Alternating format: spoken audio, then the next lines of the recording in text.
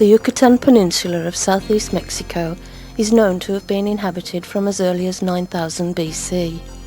Highly accomplished civilizations, rivaling those of the Egyptians, built huge empires, but all that changed when the Spanish conquistadors arrived in 1519. By 1549, half the peninsula was under Spanish dominance. They ruled for 3 centuries, exploiting the country for its minerals and other resources. They introduced Christianity and virtually destroyed the Aztec culture, pulling down temples and building churches in their place. Izamal is a typical example of Spanish conquest. Now a quiet rural town, it is dominated by the huge convent of St. Anthony of Padua, the first monastery to come into existence in the Western Hemisphere, which was constructed from the stones of a major Mayan pyramid.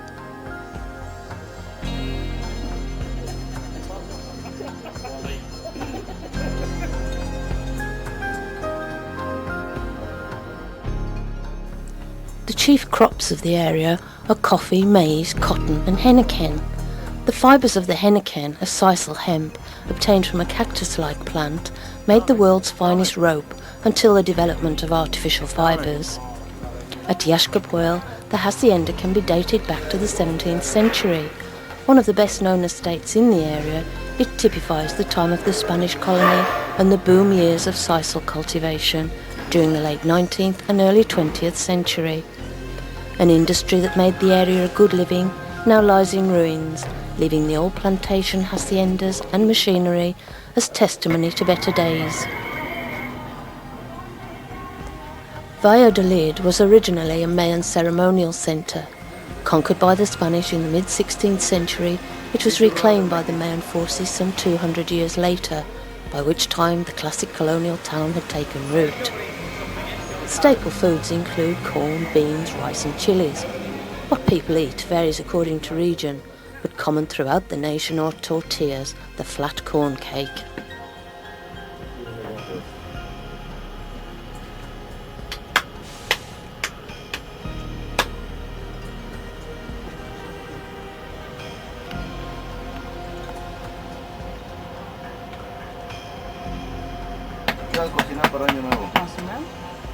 I'm asking her what she's gonna cook for New Year's.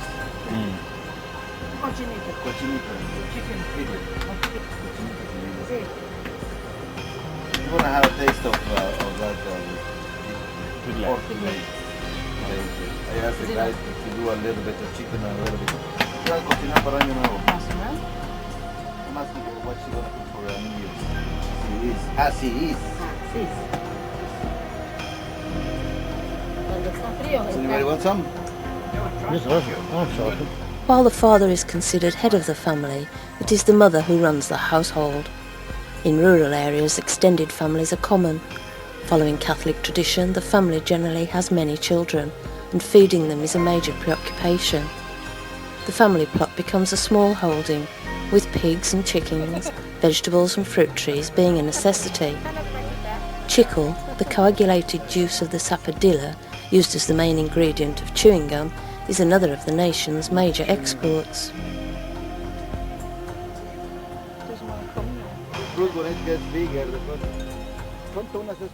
A typical Mexican buffet, including tortilla, refried beans and spicy sauces, just would not be complete without a mariachi band and dancers.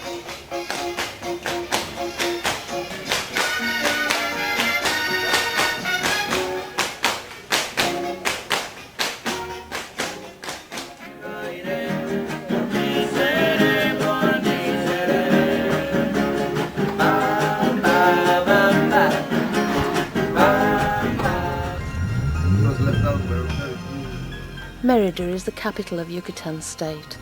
Built on the ruins of an ancient Mayan city, Mérida was founded by the Spanish in 1542, but still retains a distinctive Mayan atmosphere. About 60% of the people are mestizo, or mixed race, and 30% belong to various indigenous groups descended from the Maya and Aztec. You can still see many women in their traditional long white cotton dress, and the men in their white pleated shirt worn over trousers. But the city is definitely in the 20th century, serving as the commercial centre of the peninsula and a major university town.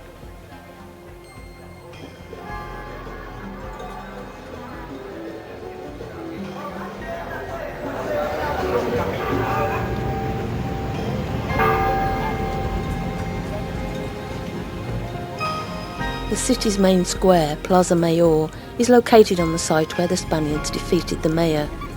Typical of Spanish plazas, this is where the people meet.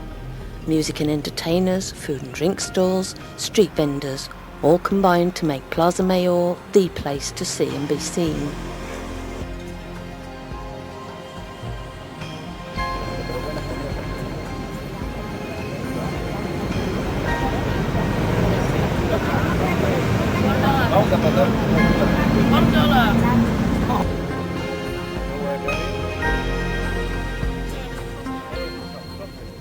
On the east side of the plaza stands the looming edifice of the cathedral, built of course on the site of a Mayan temple. To the north, the Palacio de Gobierno, dating from the mid-1500s, houses the state's executive. Its second floor has been given over to a modern art collection of huge proportions, relating the often tragic history of the country. On the south side of the plaza, the Casa de Monteo continued to house the members of the Monteo family until as recently as the 1970s. Now a bank, it is being well preserved and kept open for public viewing.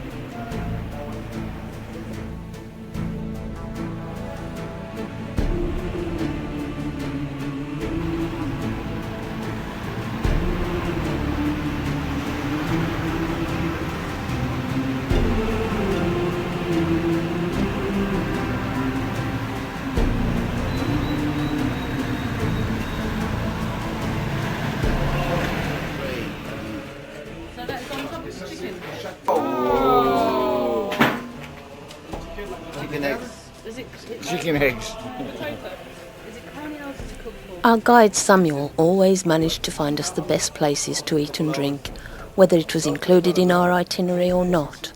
From mariachi buffets to seashore cantinas serving the most tastiest of fish dishes. Even a city centre restaurant where we spent the longest ever lunch. The food was invariably good, but who cared once we discovered the Mexican tradition of the slammer. Tequila, topped usually with Kahlua, slammed to mix and downed in one. A good aid to digestion, we were told, so we were just making sure we never got indigestion. Rápido. Calvita. Rápido, amigo. Vamos. Sácale sudor, sácale sudor. Amigo, rápido. Rápido, amigo. Trying to call his...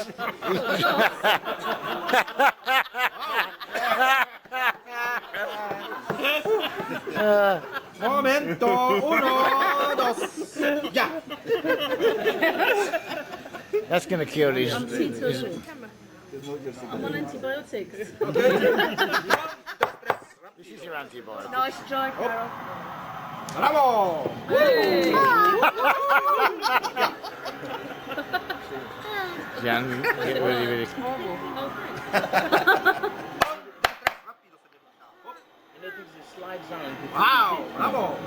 Muy bien. Momento. What have you done to deserve to? Señor, ¿ok? Rápido, amigo. Otro de una vez. Salute. Salute.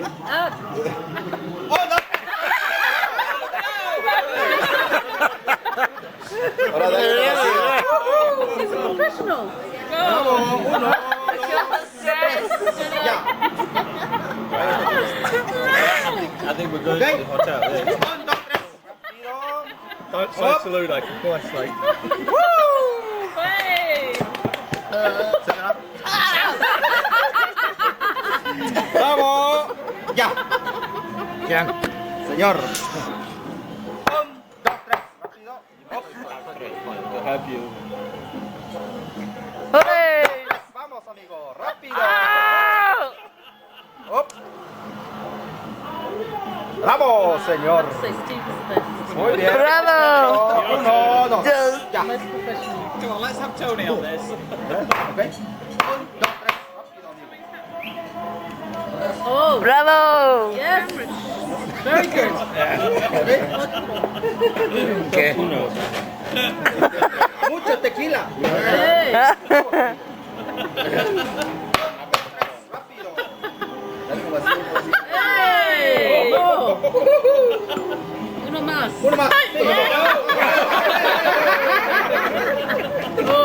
David, what about the camera? Is it working? This is. What about mine? Get yours out then. Rápido. 1, 2, 3. Rápido, señora. Hop.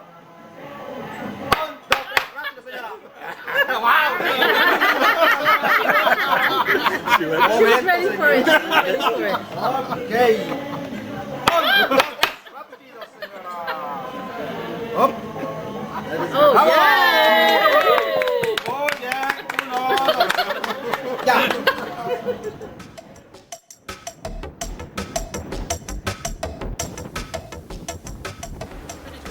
In complete contrast to cityscapes, the natural pleasures of Celestún, a designated bird sanctuary between the Gulf of Mexico and the Rio Esperanza. A boat trip here gets you into close contact with pelican, egret, heron and flamingo in abundance, and a very special and new sighting for us, a roseate spoonbill.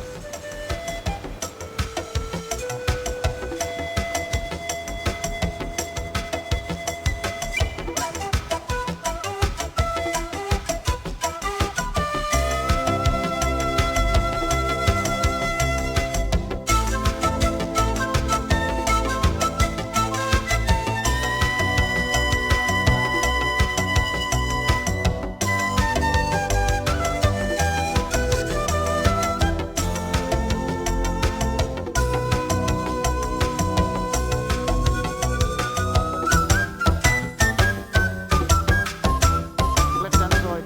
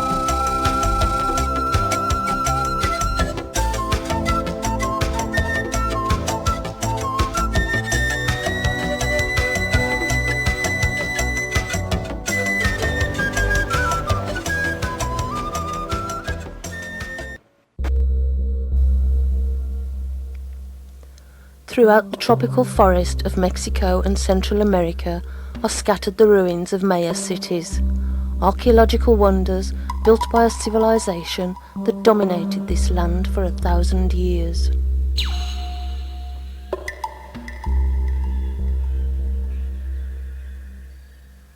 At the height of their culture 1,200 years ago, the Maya were great astronomers, mathematicians and timekeepers.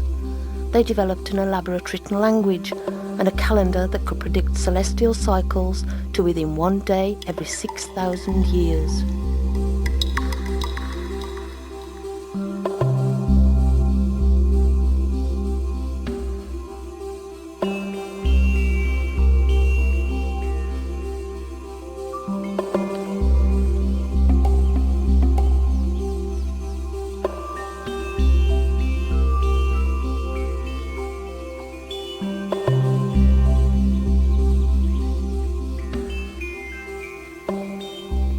The art of the Maya reflected the riches of the world around them. Animal symbols represented cities, kings, and important events. Great rituals mark moments such as the spring and autumn equinox. But where did these people come from, and how did they evolve such a distinctive culture in the heart of a tropical forest?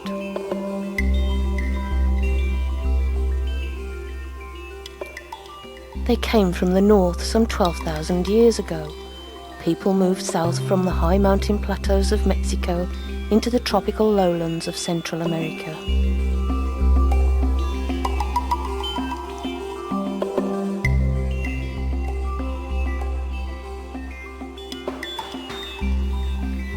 Large cities like Chichen Itza and Uxmal were built close to sources of water. The limestone bedrock that hid the precious water provided the ideal building material for the spectacular architecture. Relatively soft when first quarried, it could be easily cut into blocks before hardening in the air. This stone allowed people without metal tools to build immense structures with precision and detail that still survive.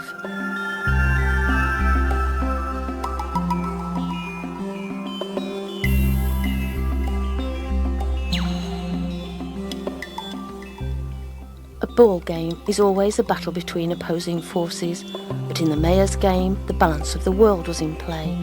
This game could end in death. A player's skull could be covered in rubber and used for the game. Kingdoms could fall.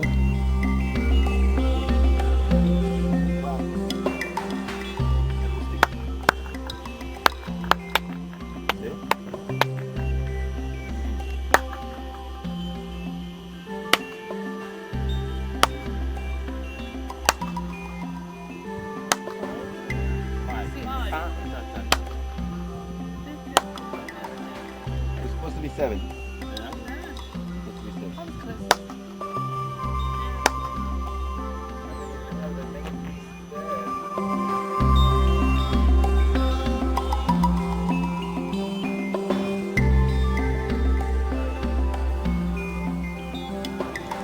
Blood and water, seasons and sacrifice were the Maya obsessions. The hook nose of Chak, the rain god, dominated the buildings of the city of Uxmal.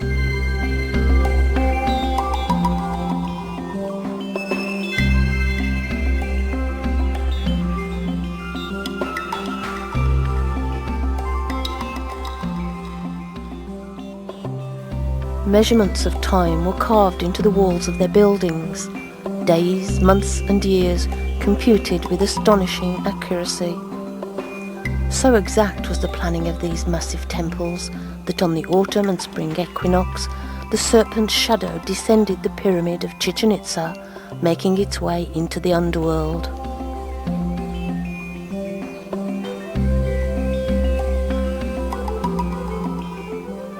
At their peak, there were hundreds of Maya cities and towns scattered over an area the size of Britain. But while some cities flourished, others had sown the seeds of their own decline. The land was overpopulated. They were taking more food and firewood than could be sustained.